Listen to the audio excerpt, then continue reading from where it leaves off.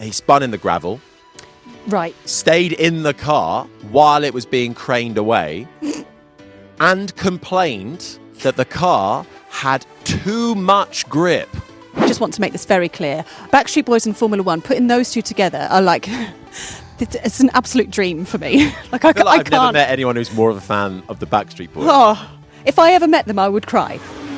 Formula One is back. The summer break is over, and apparently so is any hope of a quiet second half of the season. Because today we're looking at the slightly worrying curse that seems to be following drivers at their home Grand Prix, remembering some of the Formula One drivers' greatest and worst emergency stand-ins. And Nicola has brought along a collection of F1 facts that may or may not be complete nonsense. You've also been in touch with what you desperately want to see happen before the season is over, whenever that may be. Nicola Hume is indeed alongside myself, Harry Benjamin. Nick, shall we start by potentially ruining Kimi Antonelli's Italian Grand Prix? Oh, okay. Yeah, let's do that. Yeah, well, what a nice positive start. Yeah, sorry, Kimi. But you've seen this curse going round, right? Well, yeah. I mean, here is the issue. So far this season, drivers that have been having their home races have not been doing so well. I mean, we're ignoring the Silverstone situation, but if we go all the way back to Australia, Oscar Piastri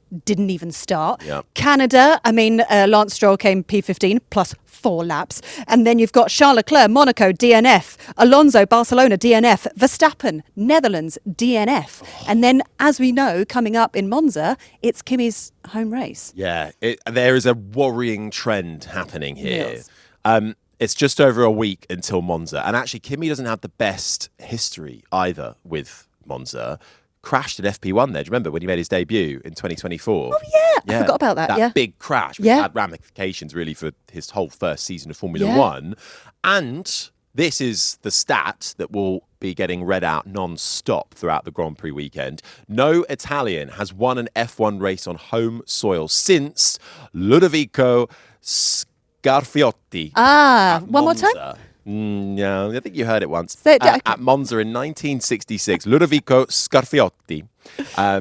So that is a big duck to get off Kimi Antonelli's back. I don't know. There is a worrying trend here, and there are others that need to be worried going forward. Because for the Spaniards in the group, we've already had Barcelona, but they're going to have another chance at having their races ruined in Madrid. Well, yes, but the Spaniards have got another go at it. So I'm trying to find a positive here. So actually, Carlos Sainz and Fernando Alonso have another go of doing well at their home race in Madrid, but who knows what's going to happen there. And then at the same time, you've got Checo over in Mexico. I mean, he's got 2 home podiums, both third. He's never actually won at his home race. Somehow I don't think this is the year for victory for Perez. Hey, never say never, Harry. Come on, we're staying positive. That Cadillac has a huge upgrade, maybe. But even then, I think it'll be tricky. And then Gabi Bortoleto in Brazil.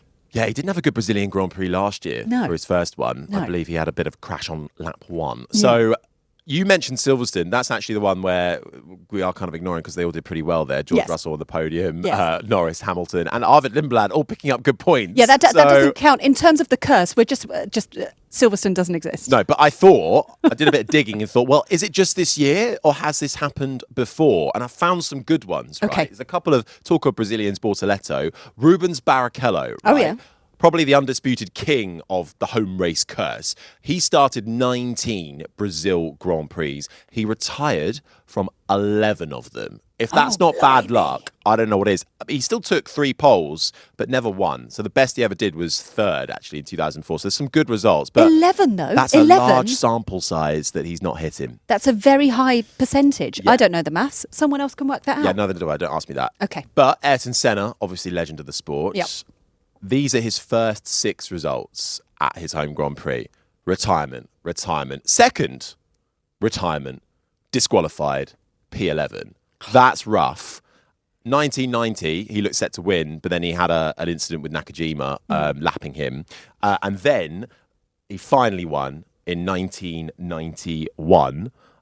But that was the one where he was like really ragging his gearbox. He was stuck in 6th gear for pretty much the second half of the lap. Somehow managed to hold on and claim victory. Don't know if that broke the curse or not, but it was pretty rough going for him. Well, the curse is very much a thing. I mean, you think of Jenson Button. Yeah. I mean, he had like 15 F1 victories, 50 podiums, but when it came to the British Grand Prix, in 17 British Grand Prix, he never once stood on the podium. Never once. Rough. That is rough. Fourth, 3 times. But I think you take being world champion over never winning your home Grand Prix. But there's something different about your home turf and your home race. That's why I feel so bad for what happened to Max, especially that last race in Zandvoort. It was so knowing that we're not going to be there for the foreseeable. Yeah, it was such a shame. You talk of that. So the other thing I came across was Australia, who might possibly be the unluckiest nation in the world. So it became a world championship race in 1985, but no Australian has ever been officially classified on the podium at their home Grand Prix. It's just never happened. Daniel Ricciardo did it once, right? Right. But he got disqualified afterwards. He finished second in 2014. Yeah. That's as close as it's happened, but then he got disqualified afterwards. So the best is 4th place, which Ricciardo has had. So has Mark Webber. So has Oscar Piastri back in 2024. Yeah. But obviously this year, as we said, didn't go very well for him. We didn't even start, so. Although there is a technicality here of Mark Webber in his first race, or his first season for backmarkers Minardi, he did actually finish 5th, which was exceptional for a Minardi car, like back of the grid car. Yeah. Only, I think, 8 cars actually finished the race, hence why. But I think because it was such an amazing thing, they actually did go up on the podium and celebrate, which I'm pretty sure breaks every rule in the FIA regulations. Well, let's celebrate it anyway, even if, there were only a handful of cars that actually finished. Yeah. Maybe it was just a celebration, just to finish altogether. So, he technically stood on the podium. Yeah. But outside of that, I think Australia is probably the most hard done by nation in Formula One. That's because everything's upside down. That is true. That's why. That is true. Yeah, it's really tricky So to drive it. that's what I got for you in terms of the curse. So I think Kimi Antonelli, it's just over a week until Monza. He's got a grid penalty as well. He has. So the bad luck has already started. Yeah, but hey, never say never. He might be able to suddenly just get up there and have the race of his life. But Kimi, you have been warned. I know he's a big fan of this podcast, and I know he's definitely watching. So, hey, Kimi. Also, happy birthday for the other day. But you have been warned. But look, here's what's been going on lately. I mean, the race over in Zandvoort, we had a couple of drivers that were thrown in completely different cars, which I found so impressive. From Yuki Tsunoda, number 1, who had never actually raced in the new regulations. Yes, he's done the sim work, but never actually raced on track, and I think he did a cracking job. Liam Lawson stepping up into the Red Bull, and then being absolutely brilliant, coming P7, holding on to that position for the entire race, which I thought was wonderful. So that kind of got me thinking, are there any other sort of F1 super subs where they've just come in last minute and absolutely smashed it? I am so glad you asked, because there are some incredible ones which we need to acknowledge. There's actually loads throughout the course of Formula One history, right? Yeah. I think probably the most consequential one was probably when a guy called Bertrand Gachot, back in 1991, racing for Jordan, Eddie Jordan's team. He had, I think, the description is an altercation with a London taxi driver. A fracas? Yes. Oh, God, I haven't heard that word used in a little while. And he he went to jail. And so for the Belgian Grand Prix that year, Jordan needed a driver. Yes. So they find this sort of young, up-and-coming German sports car driver called Michael Schumacher. Never heard of him. No, exactly. They try him out, impresses immediately. He qualifies 7th, 4 places ahead of the regular driver in the other car, and he retired from the race. However, he'd done enough because he'd already shown pretty much throughout the whole weekend that he was a man for the future. So much so that it was Benetton and Jordan, because he was racing for Jordan initially. Yeah. The team Benetton then wanted to sign him. Jordan was like, what's going on here? Absolutely not. I want him. It went to court over a dispute. Benetton won.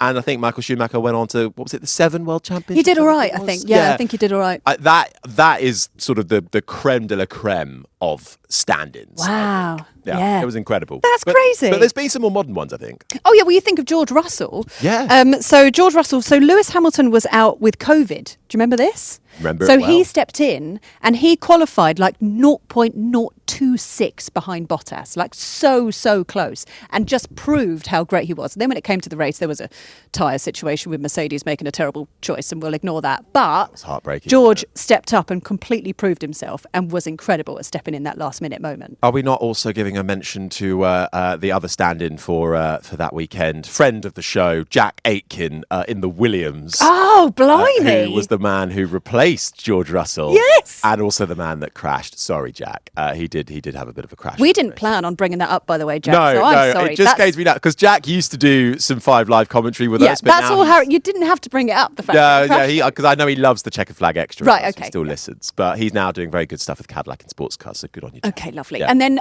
let's do a couple of honourable mentions. Yes. Ollie Behrman. Oh, absolutely. When he got called up in Ferrari in Saudi in 2024, he qualified 11th. Then in the race, he finished 7th. He was fantastic that weekend. And Nick De Vries for Williams, when he stepped up in Monza 2022, he finished 9th. Yep. He then earned a 2023 drive, which, hey, lasted 10 races. We'll ignore that bit. Yeah, he looked so good in the Williams, and then it just all came undone, didn't it? With the Alpha Tauri, I think they were called. Yeah, and then he ended up in Formula E, but that's fine. That's fine. That's what allowed Danny Rick to come back into the sport, though, didn't it? And gave Liam Lawson his then initial breakthrough a few years ago in Zandvoort when Daniel Ricciardo crashed his car at turn 3, broke his hand. Yeah. In comes Liam Lawson. Yeah. It all comes back around. Now here we are. It all comes back around. It's incredible. One of the best ones is from 2007, right? A guy called Marcus Winkelhock. What a great name. He replaced dropped Christian Albers, who was racing for the Spiker team. Now, Spiker were Midland, or was it Spiker? Was it Midland then Spiker? One way round. Basically, they became Force India, who then became Racing Point, who then became what we all know today, Aston Martin. Yes. So this is the origins of the team. He replaced Albers, started last. It was his F1 debut, and he started last. But there was rain forecast, and it started coming down on the formation lap. Not like in masses amount, but it was predicted to get worse and worse. What do you do when you last? You gamble. So he came into the pits at the end of the formation lap, went onto the wet tyres, and then the rain really arrived. And this is the race where everyone you see, I think it was like Lewis Hamilton, people like Scott Speed, Liuzzi is another name. They're all going down towards turn 1 because it's downhill at the Nürburgring to a right-hander. And there's a great clip where all of them just start spinning off into the gravel, one by one. They've got no control. The rain is coming down that hard. Who's the guy on wet tyres? It's Marcus Winkelhock. Beautiful. Who ends up leading the race is Marcus Winkelhock. Not the fairy tale to be. Later retired. Never started an F1 race again. But all of these stories are coming with a big but. yeah, apart but from the for Marcus that short Winkelhock. amount of time, he led a Grand Prix, which I think is incredible. Well done, Marcus Winkelhock. It's not like the standouts Hall of Famer, but it's a good old effort. It's a good, solid effort. Yeah. But surely not everyone has been great at it. Like, we've just had a nice Hall of Fame. We've got to have a little Hall of Shame. I think so. And really, you look no further than the year of 2009 for this one. Obviously, I was butter baby. Indeed, so was I. And Felipe Massa had his big accident, which obviously ruled him out for quite a long time for that entire rest of the season. So it was a disaster really for Ferrari. They needed somebody to replace Massa quickly back in 2009. They initially wanted Michael Schumacher to do it, but Schumacher, because he'd retired by that point, he had his own neck injury going on, so he couldn't get in the car. They had a long-term test driver called Luca Badoer, who hadn't raced in Formula One for about a decade actively, but he was their long-time tester, and Ferrari had their own track at Fiorano. Back then, testing was more open. You could do a lot of laps in current machinery, so it wasn't the worst shout initially. Until Valencia, his first race, qualified last, 1.5 seconds off the pace. This is in a Ferrari we're talking about. And this is imagining, Oliver Behrman coming in for Carlos Sainz back in Saudi and qualifying last, nearly 2 seconds off the pace. Finished 17th. Next race in Spa, qualifies last again, finishes outside of the points. He lasts about 2 races before Ferrari go, we can't have you in the car. You're costing too many points. So they get rid of him. In comes Italian hero, Giancarlo Fisichella. Oh, yes. Who had just put a Force India on pole position at Spa. So he's riding high, is Fisichella, and Fizzy's he's scored multiple podiums. He's doing very well. So he comes in and replaces Badoer. Finishes 9th in his first race. Okay. Solid. There's a point there. It's downhill from there, I'm afraid. Right. It's 13th, it's 12th, it's 10th, it's 16th. Oh. And that was the end of that. And it's Yeah. not gone well for Giancarlo Fisichella. Surely it's nerves, though, isn't it? When you're just kind of thrown in the deep end like that, you're either very good at keeping your cool, or nerves just completely get the better of you, and then you just stumble over everything. But that's a bit. How can a guy who's it wasn't like the difference was like this Luca Badoer was coming in pretty cold, whereas Fisichella was at least coming in having just put it on pole in a midfield car.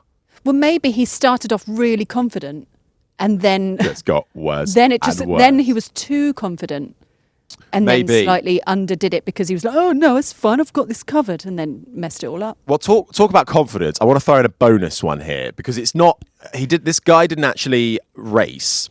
So Chanuk Nisani. Right? Now people may recognise the name. Yeah. Roy Nisani. Yes. Was a Formula 2 driver quite recently Yes. and did some practice outings for Williams. We're talking a couple of years ago here. Yeah. So Chanuk was his father, is his father. Right. He was Minardi's sort of test and reserve driver back in 2005. And as a kind of birthday treat, or at least that's what it's billed like. Happy birthday. It was his 42nd birthday over the Hungarian Grand Prix, right? And he's allowed to participate in practice. And on the Friday. And he does 8 laps in FP1, finishes nearly 13 seconds down off the fastest time, which is still about more than 6 seconds slower than the next one up. Yeah. So it's not gone great. During his practice Friday birthday outing, he spun in the gravel, Right. stayed in the car while it was being craned away, and complained that the car had too much grip. Oh, that's a problem. So if you want a Hall of Shamer, I'm sorry. I think Chanuk Nisani from 2005 wins it for me. Do you know, Even though it's not a full Grand Prix effort, to do all of that in one day, I think is a pretty heroic effort. You have actually decided, Nick, that I am far too comfortable in dealing with these nice sort of quirky niche facts and stats that I've done my research with, I know to be true. And so you've actually brought along, I think, a series of facts for me in Formula One related. You think correctly, And Harry Benjamin. some of them are true and some of them are not so true. Sometimes I think, especially because you do the commentary for 5 Live and all that sort of thing, sometimes I think that you think you are like the font of all knowledge when it comes to F1. So I want to play a game. Harry Benjamin, come on down as we play Pit Stop or Pants. That's the name you're going with. I've got a backup name. What's the If backup that doesn't work. Harry Benjamin, come join me in the studios. We play F1 or F Fun. Yeah, we'll go with that one. Basically, right. So here's how it's going. Right. So This I'm is going when I to lose my job, isn't it? I'm going to give you a fact, and you need to tell me if it's F1 real Yeah. or F Fun fake. Okay, fine. All right, Yeah? I'm up for this. Or you could Do just it. say real or fake. It's up to you. I don't Fine. mind. Or Pit Stop or Pants. Either way. I preferred Pit Stop or Pants, but whatever. That's terrible. Okay, here we go. Fact number 1. The first Formula One World Championship race featured a Thai prince. Is that Formula One or Formula Fun? That is Formula One. That is Formula Prince One. Bira Yes. of Thailand. Yeah. Yeah. Well done. Back in 1950 Not at just a pretty Silverstone. face. Very nice. Okay. That's why he's on the radio. Okay. Right, fact number 2. A team once raced a car with 6 wheels and actually won a Grand Prix with it. Is that Formula One Hang on. Oh, or Formula no. Fun? There was 1, 2, 3. Did they win? Yeah, Formula One. Formula We're One. going Formula One. I'm going Formula. Or did they win? Oh no! I'm doubting everything I ever. I'm going to go Formula One. You're correct with Oh, Formula One. thank God. Yeah, so this was the Tyrrell's P34. Yeah. It had 6 wheels, and they won the 1976 Swedish Grand Prix Yeah. with Jody Scheckter. Yeah, Then- there you go. Funny that they win it and then everyone's kicking off. Nah, they don't want Yeah. that. Maybe just Banned. stick to 4 wheels. Yeah. Next Cool, one. though. Okay. So I'm on a roll. You're doing well. We've got 2 more. Here we go. Okay. A driver once finished a Grand Prix despite having no brakes for the final 5 laps. Is that Formula One or Formula Fun? I think you like this game. Formula Fun. You're going Formula Fun? Yeah. That's the correct answer. Yes. Well done. You can't finish a race with no brakes. Exactly. How are you supposed to take corners? Yeah. Right. And finally, I'm Harry enjoying Benjamin, this. a Formula One driver once competed in a Grand Prix while wearing glasses. Formula One. Yeah. That is Formula One. Now, Who was it? I ended up down a rabbit hole of this. I think there's been a few. Yes, because so I wear contact lenses. Yeah. And I'm always thinking, what if you've run out of your daily contact lenses and you have to put your glasses on? But it turns out that you had Esteban Gutierrez wore glasses. Sebastian Bourdais. Yes, and then you've got Ralph Schumacher. Did quite a few times. They even tested a few years ago. They tested having prescription visors on helmets, but it didn't quite work. So it ended up you would have to just mould the helmet slightly differently so you could fit your glasses underneath your helmet. But it was a thing. That is fascinating, actually. Yeah. Because you think, surely if it starts raining or if you're in somewhere like, I don't know, Malaysia or Singapore, the humidity starts steaming up in the glasses. But I think because the visors are so well made, with the helmet design, that's obviously not an issue. But I don't think any of the current crop race with glasses. No, I don't think that. But I wonder if people do wear contact lenses. But my worry is, anytime I've done something where it's windy, so like say they've got their visor open just a little bit, your eyes will go really dry. Either that or they've all had like fancy laser eye surgery or something. Or they've all just got amazing vision. I'm pretty sure Bourdais still races in IndyCar with glasses. Yeah, so we should ask him. Representing. I like that. So I think was that it? I think. Yeah, that was it. I didn't count how many you got right. I think I won. I think I did quite well. I wouldn't say that you won because you weren't playing against anyone. I was playing against myself. But I would say you played very well, and I'm proud of you. Very happy with that. Right, that's my F1 knowledge tested to the absolute extremes. Thank you very much for that, Nicola. Look, we spent quite a lot of this show looking kind of backwards through time. Yes. There's still plenty of season left to go. Obviously, we still don't know exactly how many races we've got left with the whole situation going on. It should be 11. Technically, but we still don't know how the rest of the season is going to unfold because it's Qatar and Abu Dhabi scheduled to be the close of the season. So we decided to ask you a much simpler question. I think, Nick, you put something out on your Instagram, didn't you? Yeah, I did. So I put out on my Instagram last night, what is the one thing that you desperately want to see at some point for the rest of the season? And here are some replies. So you've got, Z4CSM1FF. Rolls off the tongue. Flufflin says, I want to see a proper wet race. None of this Zandvoort lap 1 malarkey, just full wet tyres from the outset. Now, I agree. We've still not seen this current generation of car properly tested in a Formula One race scenario with wet tyres raining. The whole build-up to Zandvoort, I feel like I was with everybody else being like, ooh. Half an hour to go. I'm in the commentary box sort of looking out the window. Yeah. I mean, I'm half in a way, I'm half excited, half slightly dreading it because I'm thinking, oh Lord, this is now going to be a complicated race because it was so heavy down the start-finish straight. And that's what happens though. When you're by the seaside like that, the weather just changes in an instant. Yes. That's why Zandvoort was so good because you never could be 100% on the weather the whole day. Yeah. Ultimately not to be. But you know what? We're going to Malaysia for the Bahrain Grand Prix. Yes. Historically, Malaysia, although it's being held at a different time of year, they can have a monsoon or two. So the jury's not out yet for a wet race, so it could still be on the cards. And also, if we do end up at an Imola or something in November, December, perfect. That could lead itself to a bit of a drizzly Sunday afternoon. That would be nice. Imagine if the final race is the only race that we have as wet weather. No, I don't want that to be the only race because I think we stand alongside and plus actually quite a few people messaged about a wet race that we are craving it. No, we do. We just need to see it. We need to see it. Yeah. Then we've got a message from Mr. George Philippou who says, I want to see Leclerc and Hamilton 1-2 back-to-back, please. Well, if Ferrari can get the strategy right, then maybe that will happen. Give him a minute. Give him a minute. Maybe in Monza. Could you imagine the scenes? Yeah, it'd be amazing. The Fosse would go mental. Alex Stewart and Manos Contouris says, I want to see a Stroll podium. Don't we all? Yes. Do you know the Stroll? It's been a while. It's been a while for Do you know the Lance. Stroll stat? What's the Stroll stat? Am I allowed to say it? Well, we can edit it out. Okay, so from Monza, if Stroll goes out in Q1, he will be the only driver who has gone out in Q1 100 times.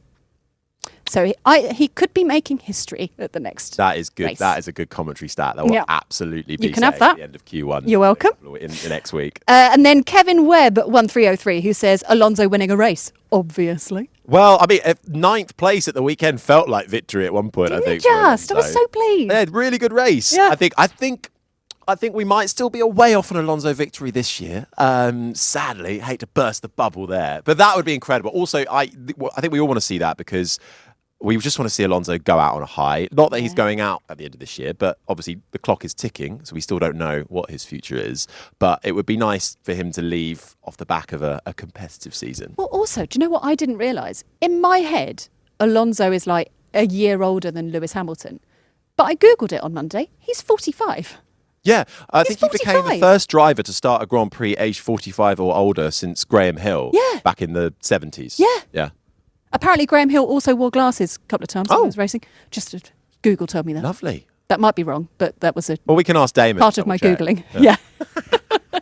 So there we go. There's loads that people want to see in the races coming up. Yep, no, I'm with all of that. There is actually a final shout out for what we want to see in the second half of 2026. And Nicola has gone quite berserk at this. It goes to this group promoting the Las Vegas Grand Prix. What do they want?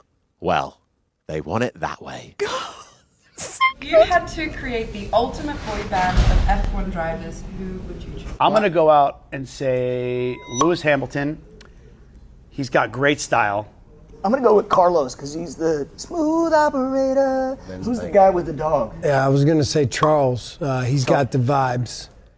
Okay, so first of all, naturally, AJ picking up on the fact that Lewis Hamilton is the bad boy because AJ is the bad boy of the Backstreet Boys. I also just want to make this very clear.